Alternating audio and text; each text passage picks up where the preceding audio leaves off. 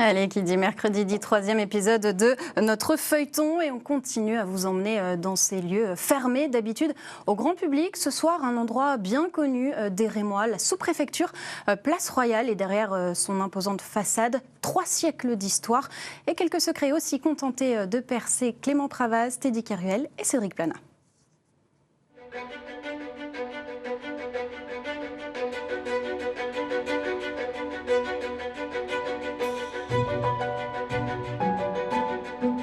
Ceux qui sont déjà rentrés dans le bâtiment de la sous-préfecture de Reims se sont arrêtés ici pour des démarches administratives. Mais aujourd'hui, on vous emmène un peu plus loin dans les coulisses de ce bâtiment.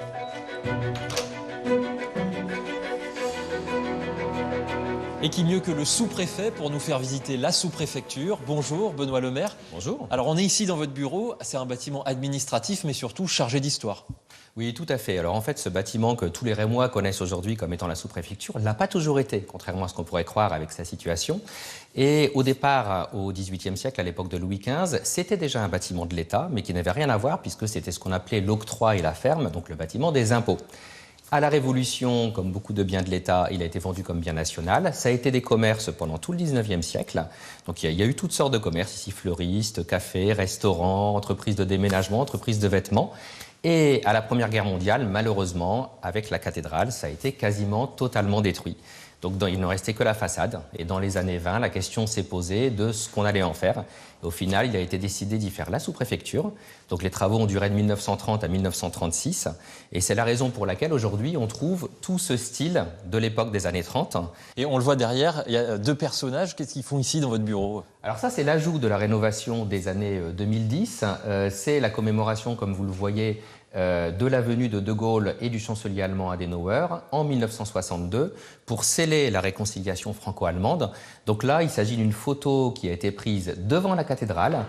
La suite de la visite se passe plus bas, dans les dédales des sous-sols. Voilà, alors ici avec une flèche qui va vers les abris. Ils sont rarement explorés et encore plein de mystères. Donc là, on arrive dans des cellules où on peut supposer, quand on regarde ce qu'il y a par terre, que ça avait été cloisonné.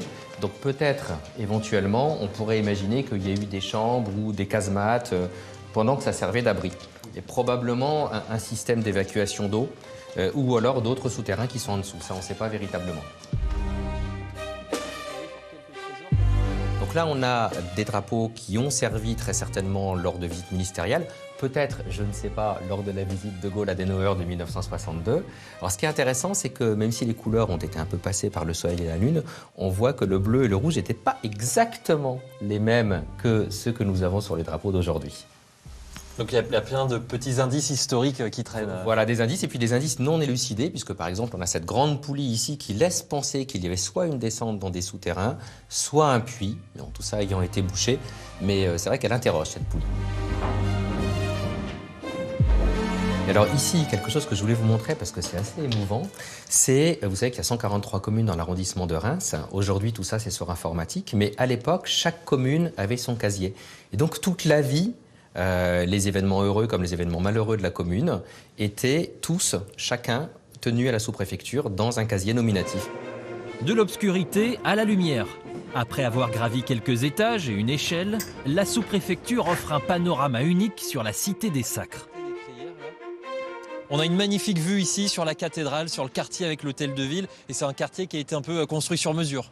Alors effectivement, à l'époque moyenâgeuse, le décor n'était pas du tout le même. On était dans un quartier qui était extrêmement resserré, les quartiers médiévaux autour de la cathédrale, donc très insalubre. Et donc au milieu du XVIIIe siècle, sous Louis XV, il a été décidé d'assainir totalement ce quartier et d'y faire une place dans le style moderne de l'époque, donc qui est aujourd'hui la place Royale, qui est en face de l'hôtel de ville.